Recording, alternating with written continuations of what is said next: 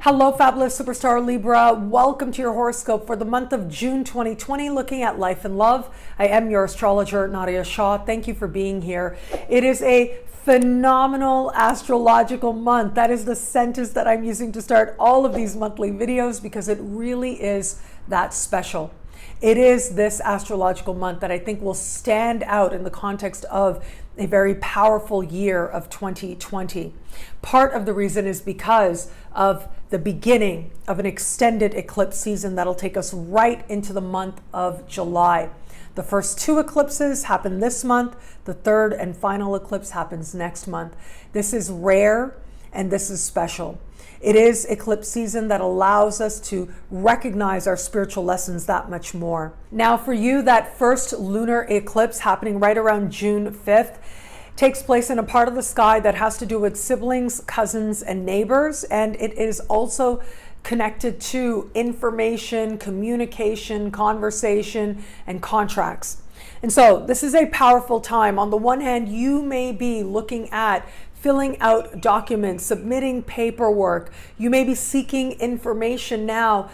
The thing is, with this lunar eclipse, some of the energy here can be frustrating. I'm so sorry to say that, but it is this lunar eclipse that is happening across the sky from a retrograde Venus, and also is speaking in a conversation of tension with Mars.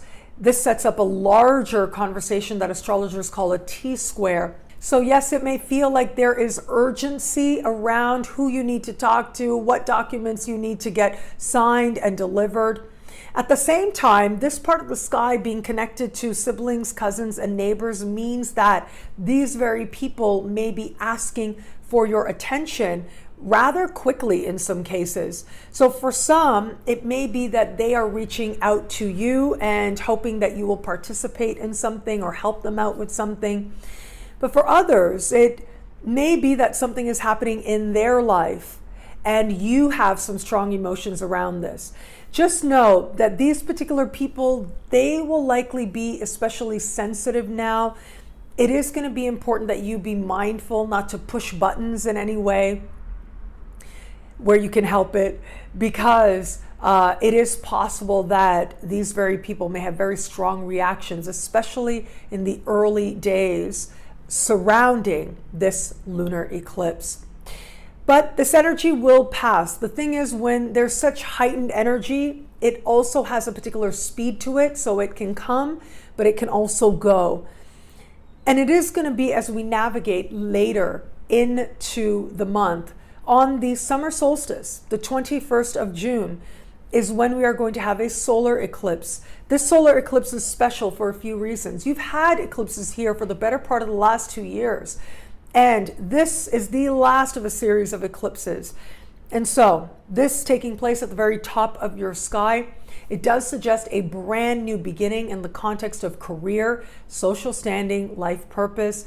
Just days before this solar eclipse, Mercury will go retrograde in the same part of the sky. And so it is very possible now that a career-related opportunity that you thought was gone comes back around, perhaps very much by surprise, allowing you to feel like there is the opportunity here for a brand new beginning, for a fresh new start.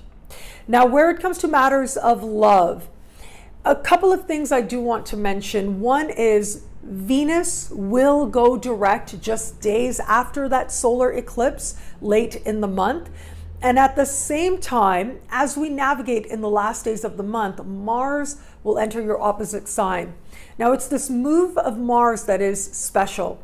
Normally, Mars will step into a sign for about 7 weeks every 2 years. This time, we get 7 months of Mars in your opposite sign as part of the upcoming Mars retrograde season. Now, I'll be here to talk about it every step of the way. We're not there just yet this month. This is just the beginning of Mars in your opposite sign, and this is going to bring partnership into focus, urgency around connecting with another person. If it is that you are open to meeting someone new, most of the month it is going to be about that Venus retrograde, and Venus is retrograde in a very worldly part of the sky for you. And so you seem to be especially aspirational or hopeful in the context of love, even when it's hard, even when there have been disappointments. And attractions to people far away may very well be playing out. But by the time we get to the end of the month, there is a real desire to connect with someone in real life and in a meaningful way. And that can have you behaving particularly courageously. For those of you who are just starting to date somebody, I do think that all is not necessarily so clear with that Venus retrograde most of the month staying strong. And yet, by the time we get to the end of the month, all that fresh energy in the context of love, well, it may very well help you to feel like you truly are ready to connect more deeply with this person. I will add, though, the lunar eclipse in the early part of the month in a communication part of the sky for you, if this person says something that really does not feel right, that lunar eclipse is a very all or nothing kind of energy. But Venus is retrograde, and the final answer may not necessarily be clear. If you find that you are one of those people who was dating somebody and then it didn't work out around that lunar eclipse, by the time we navigate to the very end of the month, that is when you may be taking another look. And for those of you in an established bond, do be mindful of your words in the early part of the month with that lunar eclipse. Whether you intend to or not, they may come across as particularly strong or aggressive in a way that perhaps provokes very strong reactions, and that includes in partnerships as well. But for all that, once we navigate late into the month, it does look like your partner will begin to be a special focus for you. There's that much more motivation to stay connected and to give more of yourself within the bond. What I love about this month for you, well, look, in addition to the things I mentioned, another big thing happening this month is Jupiter meeting Pluto in the sky for their second of a total of 3 connections they're going to make over 2020.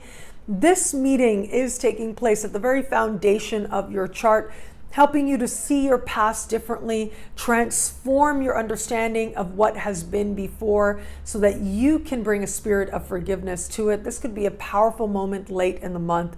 But for all that, when I look at how consequential this month is, it does tell me that we as a collective are living through special times. For you, with Venus going direct as we move late into the month, well, that tells me that something within you, as your ruling planet moves forward, is ready to be more clear and is ready to move forward as well. Well, thank you so much for watching. You can get a video like this every week by logging on to nadiashaw.com. Sign up to be one of my superstars. Superstars get expanded, exclusive video scopes each and every week, unlimited access to special horoscopes and more. All of this in the superstar space. I look forward to meeting you there. It'll be a great month. Enjoy.